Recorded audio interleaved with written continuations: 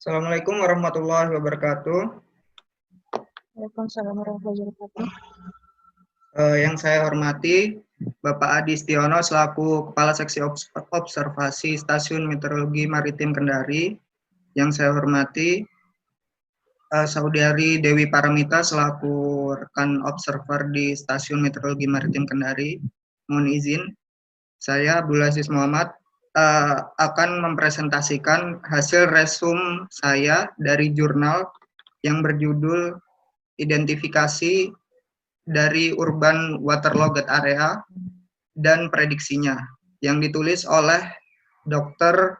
Gracia S. Bhatia, Abhijit Bhattacharya, Sri Pamada, Nitin Pandey, dan Niraj Premani.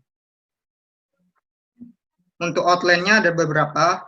Yang pertama yaitu pendahuluan, yang kedua data, yang ketiga metode, yang keempat hasil dan diskusi, yang kelima kesimpulan, dan yang terakhir yaitu referensi. Untuk pendahuluan, waterlogging sendiri merupakan sebuah fenomena alam di mana air yang terakumulasi di suatu daerah dapat mengakibatkan kerusakan pada benda-benda material dan menyebabkan terganggunya kehidupan kita sehari-hari. Salah satu penyebab utama waterlogging sendiri adalah kurang baiknya pemeliharaan sistem drainase yang mengakibatkan masalah sanitasi dan lalu lintas yang padat.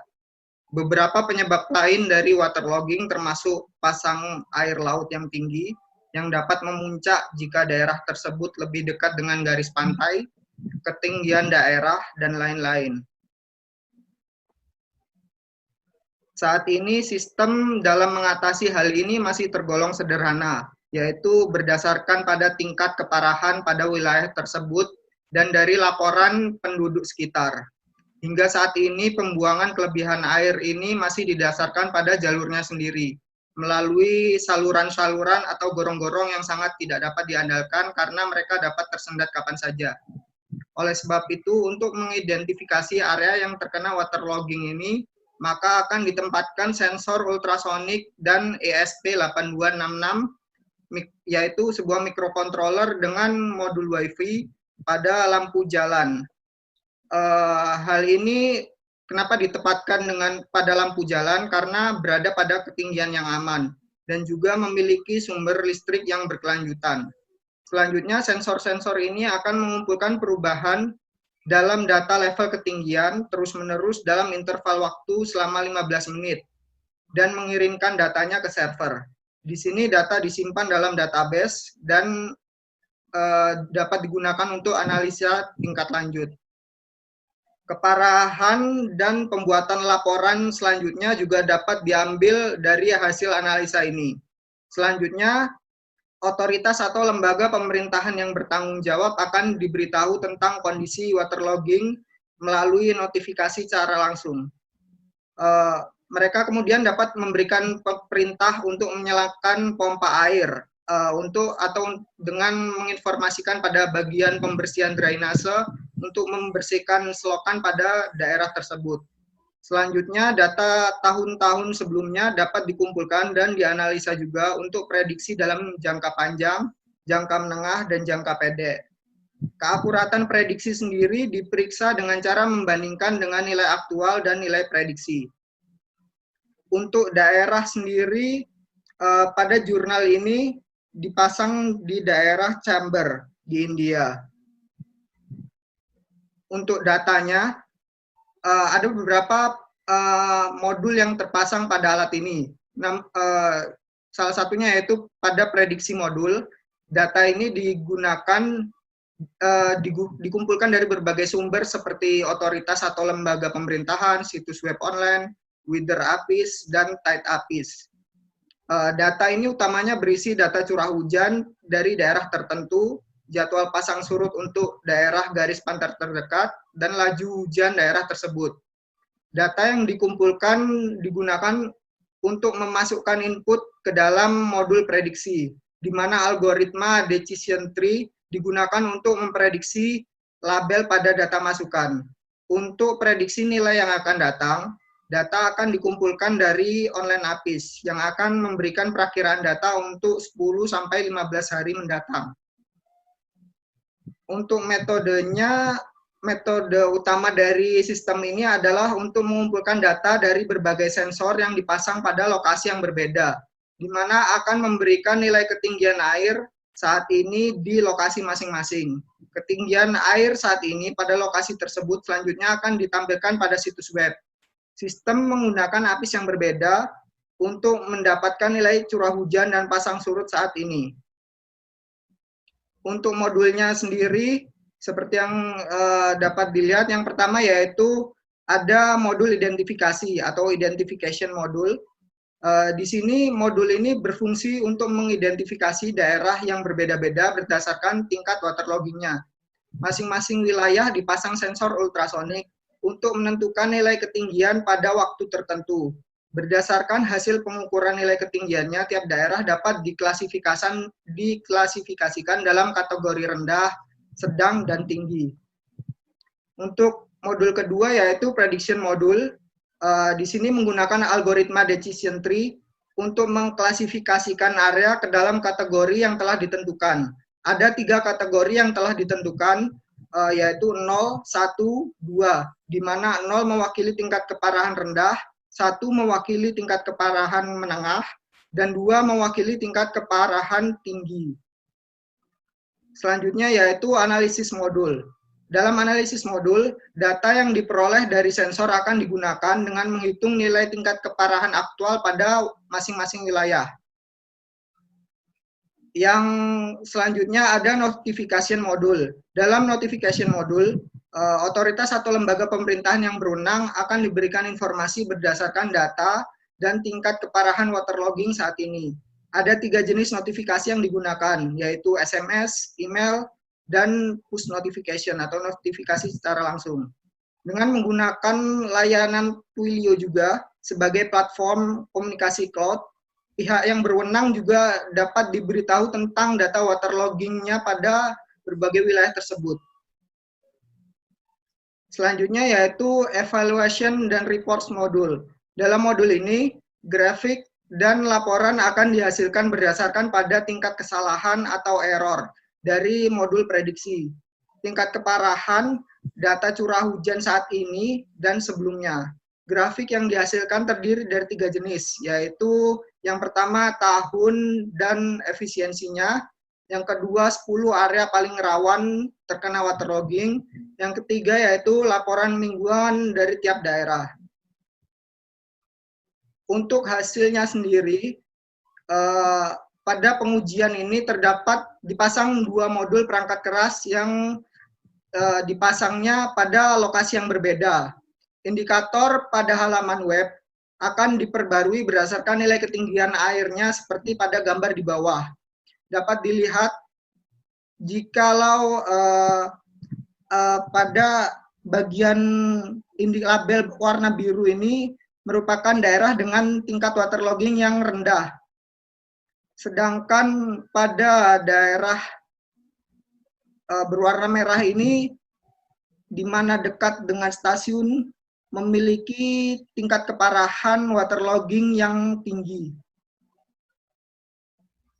Selanjutnya yaitu untuk modul prediksinya ini, machine learning-nya menggunakan model decision tree seperti yang telah disebutkan. Untuk struktur modelnya adalah sebagai berikut. Pada gambar ini disebutkan bahwa indikator pada wilayah koloni kolektor pada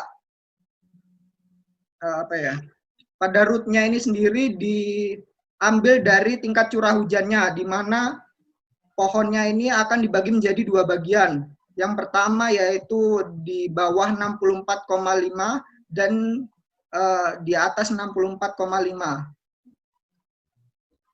Beberapa parameter ini diulang lebih dari 1 kali karena merupakan klasifikasi multi level.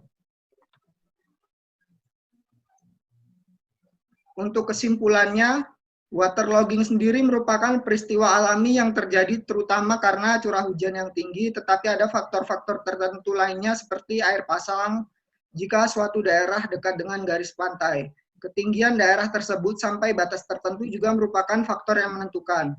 Sistem yang diusulkan dapat mengidentifikasi waterlogging di area tertentu dengan menggunakan data sensor. Untuk prediksinya di masa depan, sistem menggunakan data yang tersedia sebelumnya dan membuat model decision tree. Untuk komunikasi dengan server, sistem juga dapat menggunakan teknologi lain seperti Zigbee, akan tetapi tidak efisien seperti yang diusulkan. Mungkin karena jaraknya yang kurang mencukupi atau gangguan koneksi lainnya. Untuk referensinya sendiri, jurnal ini terdapat beberapa referensi, seperti dari MD Kutubudin Dali yang berjudul Waterlogging Problem di Kota Besar, studi dari Kolkata, India. Yang kedua dari Jin Kian, yang ketiga dari FSIL, yang keempat yaitu Pracato Sumitra. Sekian presentasi dari saya. Wassalamualaikum warahmatullahi wabarakatuh.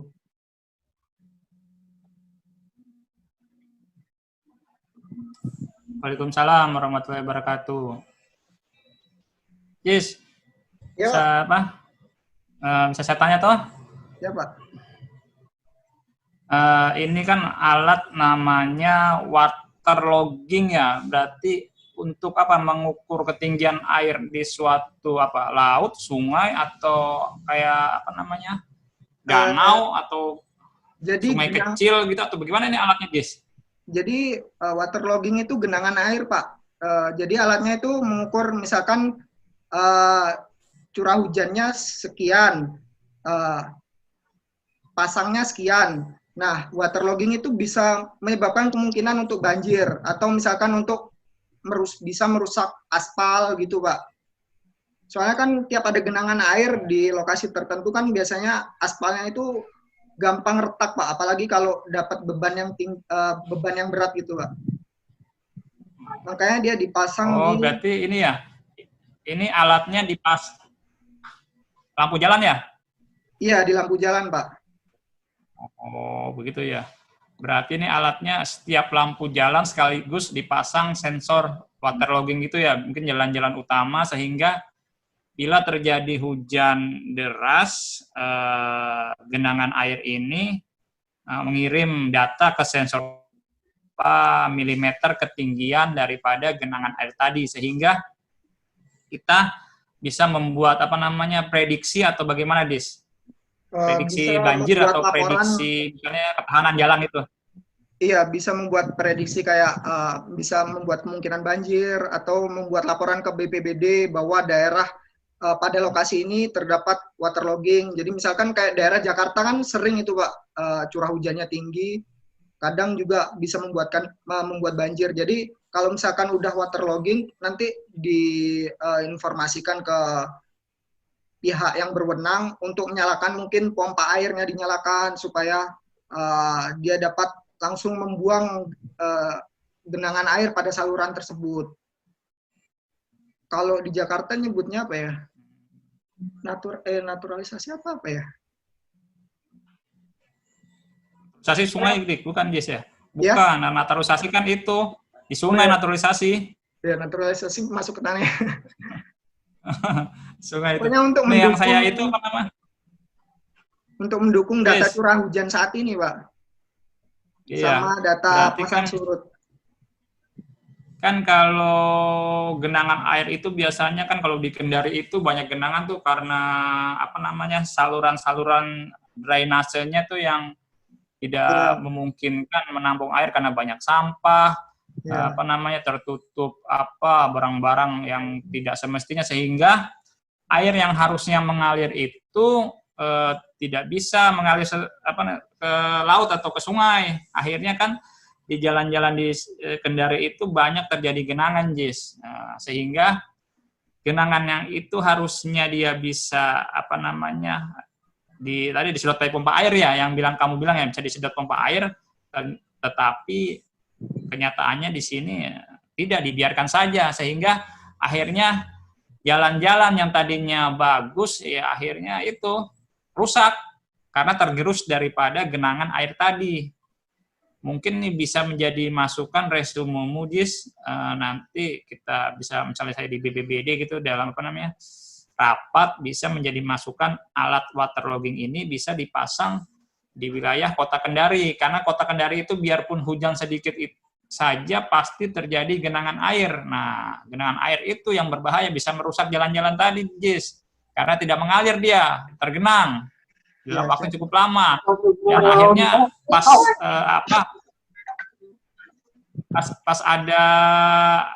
ada apa namanya, truk-truk tronton yang besar yang melewati genangan air tersebut, akhirnya aspalnya menjadi terkelupas.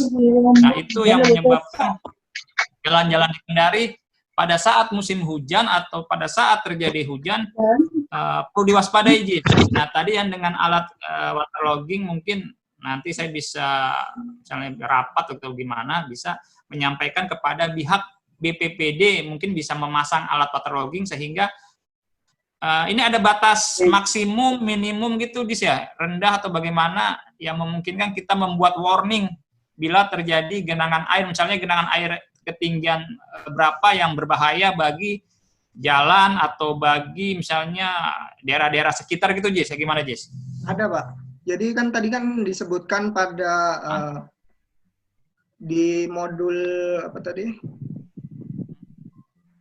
Kategori, Jis, ya? Tadi saya baca sih kategori rendah itu, Jis, ya? Iya, ini ada kategori rendah, sedang, dan tinggi, Pak.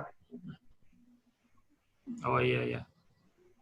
Jadi nanti dari beberapa data bisa nanti dimasukkan kategori daerah ini masuk daerah sedang, rendah, atau tinggi. Bisa juga nanti ada juga notifikasi modul ketika nanti waterloggingnya saat ini itu, datanya saat ini itu misalkan udah mencapai set point yang ditentukan, nanti dia langsung otomatis memberikan notifikasi langsung berupa SMS, email, atau push notifikasi ini, Pak,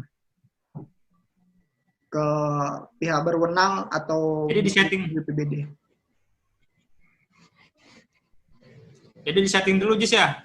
Bisa memberikan informasi kepada kita ya, misalnya disetting berapa meter gitu genangan. Nah, dalam batas berapa meter itu apa namanya settingan kita, sehingga dia apa namanya memberikan warning berupa notifikasi atau